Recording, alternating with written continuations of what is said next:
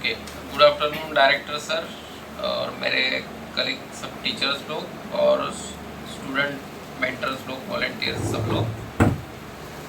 आज का टॉपिक जो है ये नई एजुकेशन सिस्टम जो लागू होने वाली है उसके ऊपर थोड़ा सा है अपन इसके ऊपर थोड़ा चर्चा कर रहे हैं, या जो भी हमारे पास जितना नॉलेज है वो हम शेयर करने की कोशिश कर रहे हैं।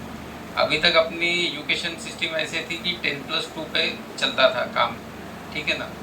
10+2 के बाद फिर फर्दर ग्रेजुएशन वगैरह वगैरह ये रूट से था।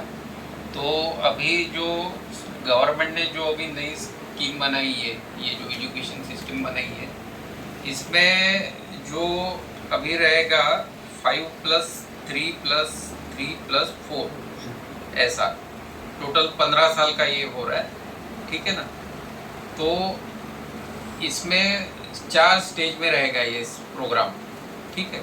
पहली स्टेज आती है फाउंडेशन स्टेज, 5 साल तक की ये जो है फाउंडेशन स्टेज बोलते हैं, जिसमें के 3 से 6 साल के जो 3 साल है ये आएंगे प्री स्कूल कैटेगरी में, या आंगनवाड़ी वगैरह जिसको बोलते हैं, जहाँ पे कॉन्वेंट स्कूल वगैरह नहीं रहती वहाँ आंगनवाड़ी रहती। तो इसमें आएंगे ये 3 साल, और 6 से 8 साल का जो 2 साल का जो स्पैन है वो करेगा फर्स्ट ईयर और सेकंड ईयर को, फर्स्ट स्टैंडर्ड और सेकंड स्टैंडर्ड। तो कुल मिला के ये जो फाउंडेशन स्टेज है ये 5 साल की होंगी, ठीक। उसके बाद आती है स्टेज प्रिपरेटरी स्टेज, ये 3 साल की ड्यूरेशन है प्रिपरेटरी स्टेज की। इसमें एज रहेगा, मतलब उसका जो उम्र रहेगी 8 से 11 साल। तो 8 से 11 साल मतलब 3 से 5वीं क्लास तक, 3rd से 5th स्टैंडर्ड तक प्रिपरेटरी स्टेज कहलाएगी।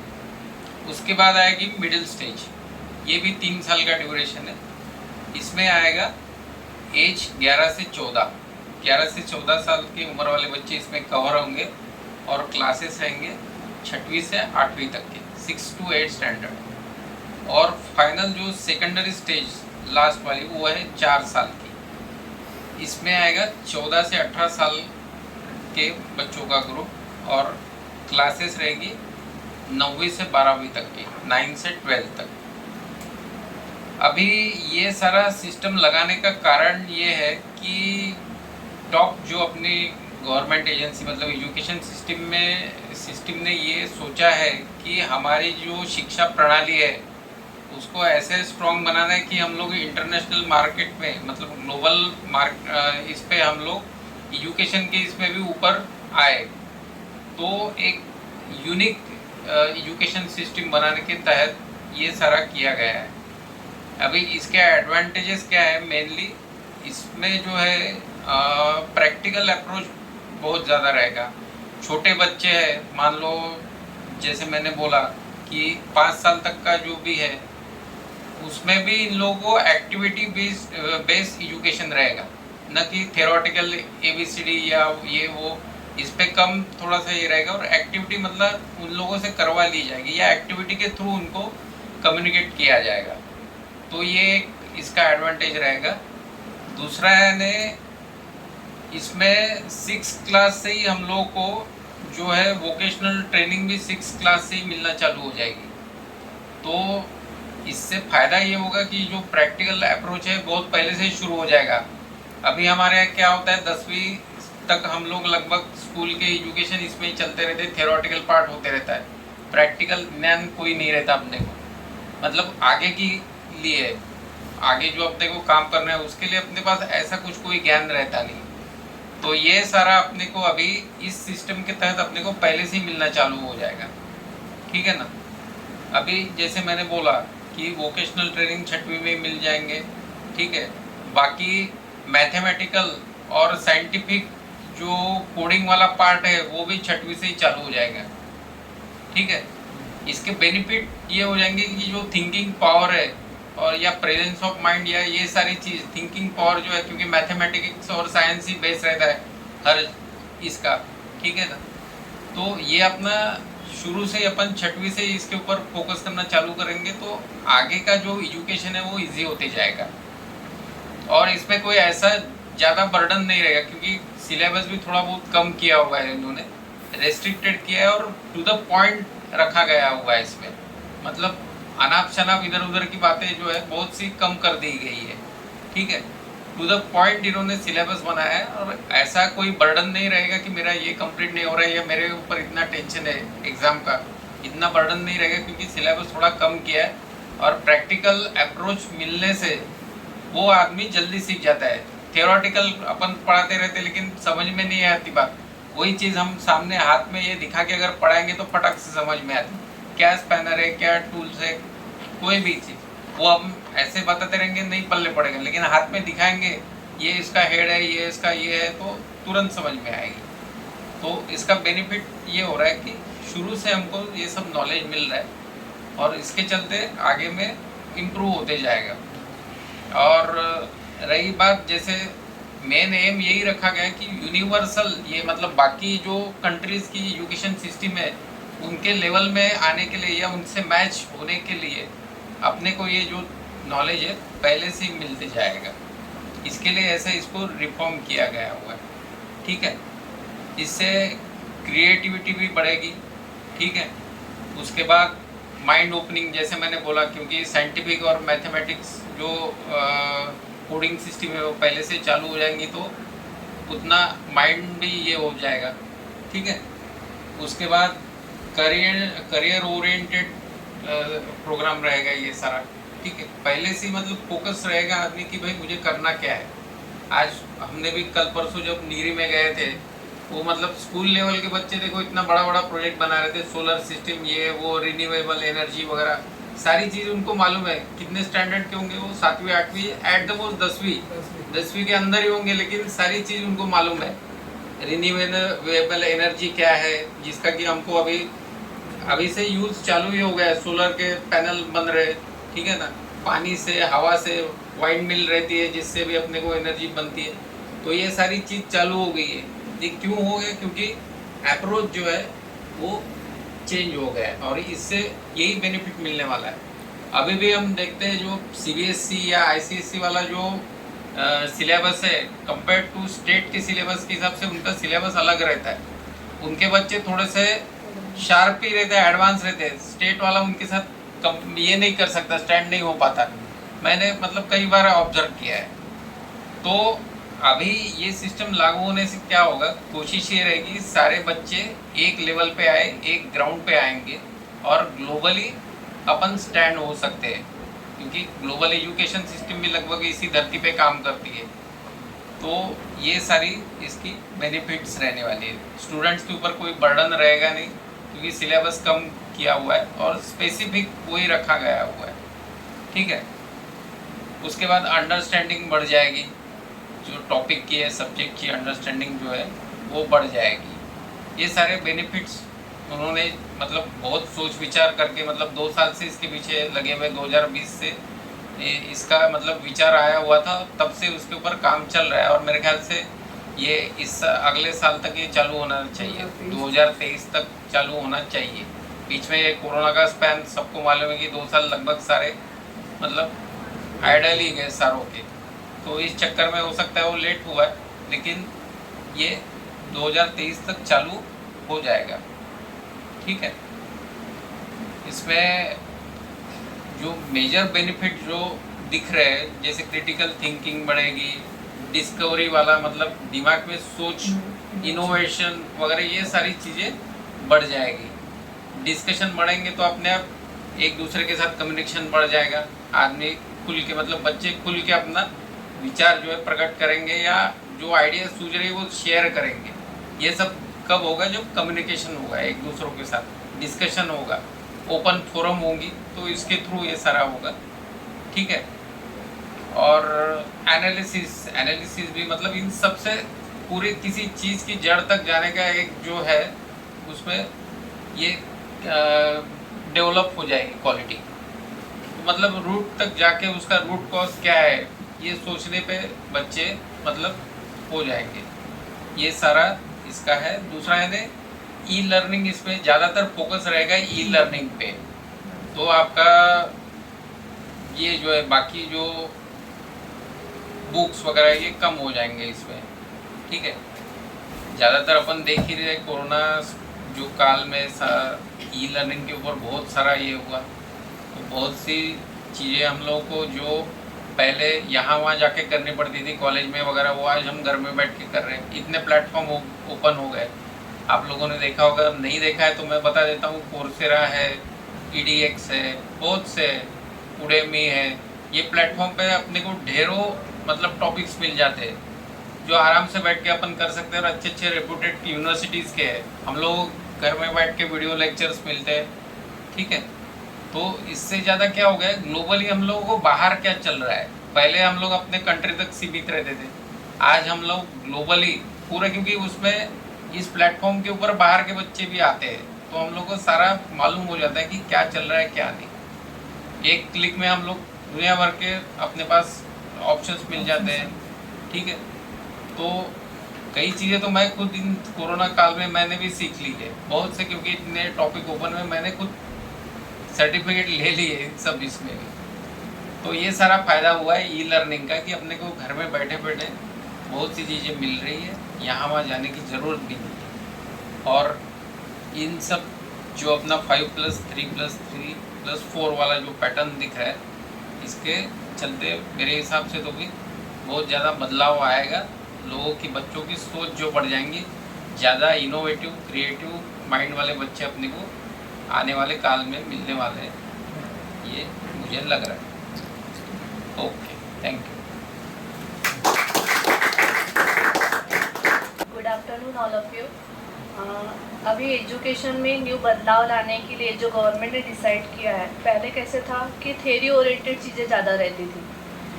CBSE में तो होता था प्रैक्टिकल या मोस्ट नॉलेज, लेकिन स्टेट बोर्ड हो या फिर स्टेट वाइज हो तो वो चीज़ें नहीं रहती थी।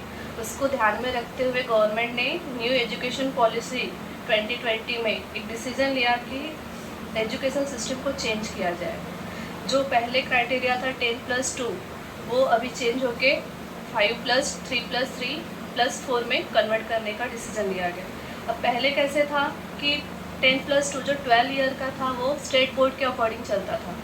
अभी वो गवर्नमेंट ने उसको चेंज करके उसको 5+3+3+4 में कन्वर्ट किया है, जिसमें उन्होंने स्ट्रीम जो पहले थे स्ट्रीम बेस्ड था वो भी ख़त्म कर दिया।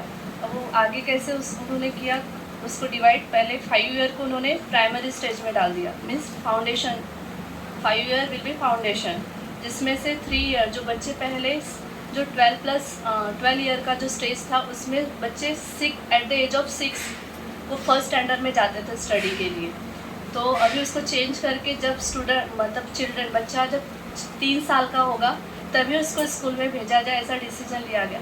लेकिन वहाँ पे बच्चे को at the age of 3 year उसको स्टडी नहीं देना है, मीन्स प्ले देना है। जो बच्चा घर में खेलता था, मट्टी धूल खेलना या हवा खेलना, गेम्स खेलना, वो उसको स्कूल में दिया जाए और टीचर्स को भी उसी अकॉर्डिंग ट्रेनिंग दी जाए कि वो उनको गेम ही ले, ये सब एक्टिविटी ले, जिससे उनके माइंड में लगे कि स्कूल मतलब बर्डन नहीं है। और सेकंड थिंग है एग्ज़ाम वहाँ से हटा दी गई है। 3 ईयर जो है प्ले स्कूल प्ले स्टडी होगा, वहाँ पे एग्ज़ाम नहीं होगी, कोई भी एग्ज़ाम नहीं होगी। लास्ट 2 ईयर जो 5 ईयर में से है फर्स्ट स्टैंडर्ड और सेकेंड स्टैंडर्ड, वहाँ पे भी एग्ज़ाम नहीं होगी। तो बच्चे यहाँ पे 5 ईयर तो पास हो जाएंगे, और जब वो फर्स्ट स्टैंडर्ड में एंट्री लेंगे तो उनको ये भी नहीं पता चलेगा कि हम कब फर्स्ट स्टैंडर्ड स्कूल जाना कब शुरू कर दिए, उन्हें ये रियलाइज़ नहीं होगा। सेकंड थिंग कि फिर जब वो एट द 5 ईयर्स कंप्लीट होने के बाद 5 ईयर्स सेकेंड इसमें जाते हैं, जो 3 ईयर का है वो होगा 8 to 11 एज का, वहाँ पे एग्ज़ाम स्टार्ट होगी। मतलब वो थर्ड स्टैंडर्ड में जाएगा, थर्ड फोर्थ और फिफ्थ स्टैंडर्ड में, तो वहाँ पे एग्ज़ाम होगी उसकी। और वहाँ पे जो पहले क्या था सिर्फ प्ले एक्टिविटी थी, अभी वो एक्टिविटी प्लस स्टडी होगा, ठीक है। और वहाँ पे एक होगा कि रीजनल लैंग्वेज, अब ज़रूरी नहीं है कि मतलब वह इंग्लिश में ही स्टडी ले, ये डिपेंड करेगा कि हाँ रीजनल लैंग्वेज भी चूज़ कर सकते हैं, जो मदर टंग जो भी वहाँ पे हो आप अपने अकॉर्डिंग ले सकते हैं, मैंडेटरी नहीं है। लेकिन इसका एक बेनिफिट होगा कि इजीली समझेगा, जो पढ़ा रहे वो चीज़ इजीली समझेगी। लेकिन एक ड्रॉबैक ये होगा कि अगर हम वहाँ पे अपनी मदर लैंग्वेज यूज़ करें और इंग्लिश को अवॉइड कर रहे हैं तो इंग्लिश से क्या होंगे, बच्चे स्टूडेंट दूर होंगे, ठीक है। तो जॉब अपॉर्चुनिटी का जो पार्ट आता है अदर कंट्री में, या जो बच्चे को स्टार्टिंग से ही मिलना चाहिए, वो एक इंसान मतलब दूर हो सकता है, डिस्टेंस मेंटेन हो सकता है। तो डिपेंड करता है कि वहाँ के लोग मतलब कैसे हम ले इंग्लिश ले या वो फ्यूचर के बारे में सोच के। जैसे अभी बात की जाए इंडिया में तो और चाइना को कंपेयर किया जाए तो चाइनीज़ लोग जो है वो इंग्लिश को ज़्यादा प्रेफरेंस नहीं देते, वो अपने जो उनकी लैंग्वेज है चाचो वही करते हैं। और हाँ, इंडिया को थोड़ा बहुत इंग्लिश तो आता ही है, तो इसकी वजह से उनको जॉब अपॉर्चुनिटी जो होती है बाहर अदर कंट्री में इंडियन पीपल को ज़्यादा प्लेसमेंट होता है as compare to Chinese people. तो ये डिपेंड करता है कि मैंडेटरी तो नहीं है, बट ये डिसीजन खुद ले सकते हैं कि यहाँ पे 3 to 5th क्लास तक बच्चे को रीजनल लैंग्वेज में देना है या इंग्लिश लैंग्वेज में देना है। बट एक्टिविटी प्लस स्टडी यही स्टेज पे स्टार्ट होगी, मीन्स क्लास 3rd क्लास से। और उसके बाद आते हैं सेकंड जो 5+3+3 जो लास्ट 3 है, सेकंड लास्ट 3, वो मिडल स्टेज के अंदर आता है।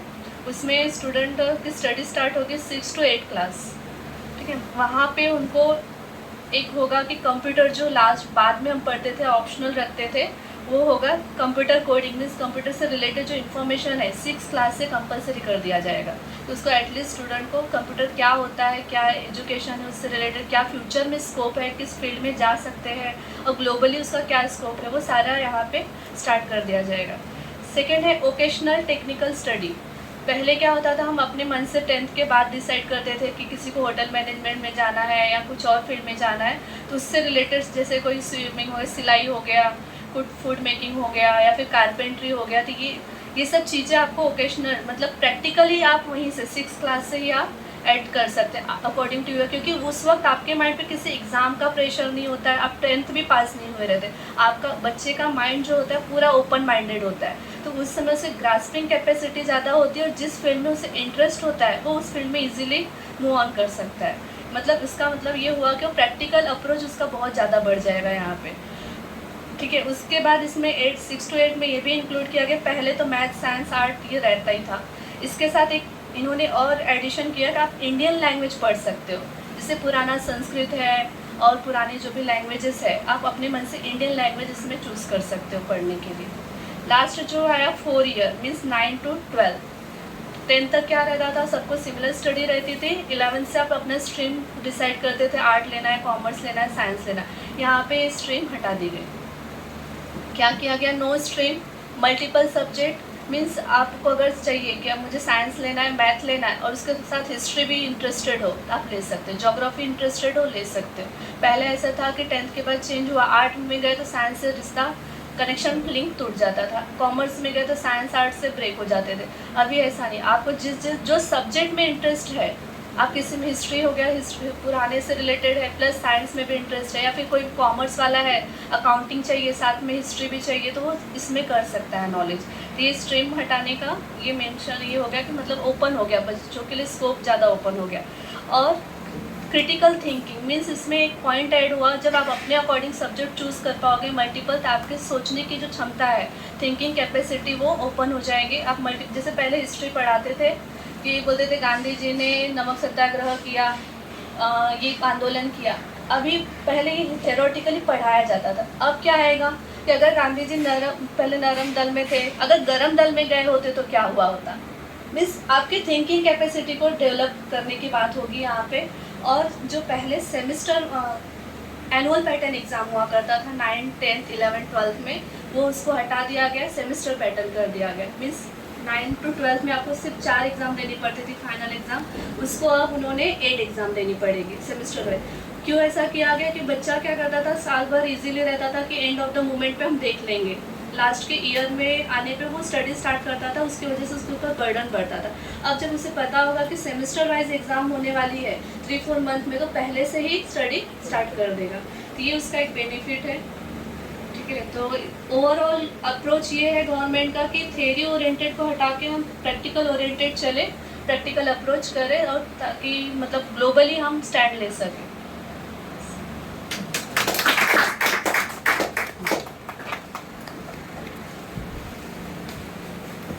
स्टूडेंट्स, अभी जो सब्जेक्ट था हमारे देश के युवाओं को इनोवेटिव बनाना, ठीक है। मैं 5 साल पहले इसी बारे में सोचता था, क्यों ना हमारे देश का एजुकेशन सिस्टम बदले, क्यों ना बच्चों को जिन चीज़ों में इंटरेस्ट है किसी को डॉक्टर फील्ड में इंटरेस्ट होता है, किसी को टेक्नोलॉजी में इंटरेस्ट होता है, तो उनको क्यों ना हम प्री उनकी फील्ड सिलेक्ट करने दें। उनको हर चीज़ का नॉलेज होना चाहिए, उनको पता होना चाहिए कि फिजिक्स भी क्या है ये भी पता होना चाहिए, उनको पता होना चाहिए कि बायोलॉजी में भी कौन सा सब्जेक्ट है। क्यों ना उनको खुद के सब्जेक्ट सिलेक्ट करने के लिए छोड़ दिया जाए और प्रैक्टिकली क्यों ना पढ़ाया जाए, क्योंकि मैं भी इन बर्डनों से तंग आ गया था मेरे एजुकेशन में। टीचर्स क्या करते हैं, बोर्ड पे लिख देते हैं और डेफिनेशन याद करने बोलते हैं, और बच्चे डेफिनेशन तो याद करते हैं लेकिन वो डेफिनेशन की मीनिंग ही बच्चों को पता नहीं। मैं भी पढ़ा हूँ, मेरे टीचर्स भी ऐसे ही पढ़ाते थे, उन्होंने किसी ने हमें नहीं बताया ऐसा नहीं ऐसा पढ़ना चाहिए, ऐसा नहीं इसको ऐसा सोचना चाहिए। तो क्या होता है, अगर हम उन चीज़ों को सिर्फ याद करते हैं तो याद की हुई चीज़ें हम भूल जाते हैं। तो ये जो एजुकेशन सिस्टम आया है ये बहुत ही अच्छा सिस्टम है। आप लोगों को इसलिए यहाँ बुलाया गया है, आपको इस पे मेहनत करना है। अब मेहनत क्यों करना है, खुद के लिए। आप ऐसा नहीं सो मेरा क्या फ़ायदा होगा, मैं तो यहाँ से आगे आ गया, ऐसा नहीं है। अगर इस सोच को अगर आप आगे लाओगे तो आपके फ्यूचर में आपके बच्चे जो भी है कोई तो रहेगा, उसको वो बेनिफिट मिलना चाहिए, वो आपसे 2 लेवल आगे जाना चाहिए। हमेशा ये सोच रख के ही काम करना। अब हमने इतनी जो मीटिंग यहाँ पे लिया है इसी के लिए लिया। आप अभी घर में जाओगे छोड़ दोगे, ऐसा सोचना कि मैं खुद के लिए कर रहा हूँ। खुद के लिए करना है नहीं क्या, हम किसी और के लिए भी करेंगे ना तो भी वो खुद के लिए करेंगे, ये सोच रखना। और जो हमने बताया ना उस पर मेहनत करना। हम जितना इसके बारे में लोगों को बताएंगे, लोगों को इसके बारे में पता चलेगा 5 + 3 + 3 + 4 क्या होता है। बहुत ही अच्छी एजुकेशन सिस्टम है। मैडम ने एक्सप्लेन किया, प्रिंसिपल सर ने भी एक्सप्लेन किया, मैं बहुत बारीकियों से सुन रहा था। जो बच्चे होते हैं छोटे मऊ असतात, आपण जिथे वळवलं तिथे वळतात आणि मातीचे काय होते गोळे असतात, जिथे वळण जशी द्यायचे तुम्ही देऊ शकता। सगळ्यात बेस्ट सबसे बेस्ट था कि उन लोगों को जिस प्रकार से प्री जैसे नर्सरी बालवाड़ी में जाते हैं बच्चे, ठीक है, तो नर्सरी बालवाड़ी में भी क्या वो मैडम्स बिठा के रखती है, मैं देख चुका हूँ। ABCD, ठीक है ना, ABCD ये लैंग्वेज पढ़ने को कितना समय लगता है। लैंग्वेज पढ़ने के बाद भी आज ऐसी कंडीशन है कि 10+2+ ग्रेजुएशन होने के बाद भी उसको हिंदी, मराठी और इंग्लिश लिखना नहीं आता। अभी भी ये कंडीशन है। तो क्यों है 10+2? ये बहुत बड़ी सोच है जो सेंट्रल गवर्नमेंट ला रही है। ये बहुत लोगों ने विचार करके ये सारी चीज़ें बनाए, बहुत बड़े बड़े लोग हैं और बहुत ज़्यादा मेहनत हुई है और बहुत ज़्यादा इस पर रिसर्च हुआ है। ऐसी चीज़ें बिना रिसर्च किए बनती ही नहीं है। इससे क्या होगा कि बच्चों में मेंटल जो है ना, उनको समझने का ज्ञान आएगा। अब जैसे आपकी उम्र अगर ज़्यादा है, आपको समझने में समय ज़्यादा लगता है, तो उनको कम समय में वो समझेंगे, क्योंकि वो ऑलरेडी इनोवेटिव रहेंगे, क्रिएटिव रहेंगे और ऑलरेडी वो टेक्नीशियन रहेंगे। तो मैं आप लोगों से निवेदन करता हूँ कि प्लीज़ इसको लोगों तक पहुँचाइए, आपका ही फ़ायदा होगा। और जिसको पता नहीं उसे भी बताइए, आप घर में भी बताइए, आप जन ये बात फैलाइए कि इससे क्या फ़ायदा होने वाला है। प्लीज़ मैं रिक्वेस्ट करता हूँ, क्योंकि बहुत अच्छी बहुत अच्छा सिस्टम है, बहुत अच्छी सोच है, मुझे बहुत अच्छा लगा। क्योंकि मुझे भी गर्व महसूस होगा आगे कि नहीं, मैं कुछ अच्छे बच्चों को आगे पढ़ा रहा हूँ। ऐसे बच्चों को नहीं पढ़ा रहा हूँ सिर्फ वो लैंग्वेज ही पढ़ के आए, सिर्फ लैंग्वेज। और लैंग्वेज पढ़ के आने के बाद भी उनको लैंग्वेज लिखनी नहीं आती। गलत बोल रहा हूँ तो आप बोलो सर आप गलत बोल रहे, ये मेरा नॉलेज है। क्योंकि मैं अभी भी जज किया, उसकी राइटिंग प्रॉपर नहीं रहती, उसको ड्राइंग प्रॉपरली वो ड्राइंग नहीं निकल सकता है, स्केचिंग नहीं पता उसको कैसे स्केचिंग की जाती है, उसको पेंसिल पकड़ना नहीं पता, पेंसिल कैसी पकड़ी जाती है। वो पेंसिल पकड़ के बस उस पर डार्क करता है। स्केचिंग करना भी एक कला ही है, लेकिन ऐसा कुछ नहीं है, स्केचिंग भी कोई भी कर सकता है, ड्राइंग भी कोई भी बना सकता है। ऐसा कोई काम नहीं है कि कोई नहीं कर सकता, सभी वही काम कर सकते। क्योंकि सभी का माइंड सेम है ना। अगर सभी का माइंड सेम ना, सभी का ब्रेन सेम नहीं होता तो ऑपरेशन भी चेंजेस होते ना ब्रेन के। मीन सबका ब्रेन का स्ट्रक्चर सेम है। अब मेरा ज़्यादा चलता, आपका कम चलता, क्यों? तो आप सोचते ही नहीं, इसका यूज़ ही नहीं लेते। तो यूज़ लेना चाहिए, ठीक है। तो आप लोग प्लीज़, मैं रिक्वेस्ट कर रहा हूँ कि आप जन जन तक पहुँचाइए। तुम्हारे साथ जो फ्रेंड्स हैं, क्लास में फ्रेंड्स हैं, इसके बारे में डिस्कस कीजिए और बहुत अच्छे से इसको सर्वाइव होनी चाहिए ये सारी चीज़ें, ठीक है। बस मैं इतना बोल के धन्यवाद।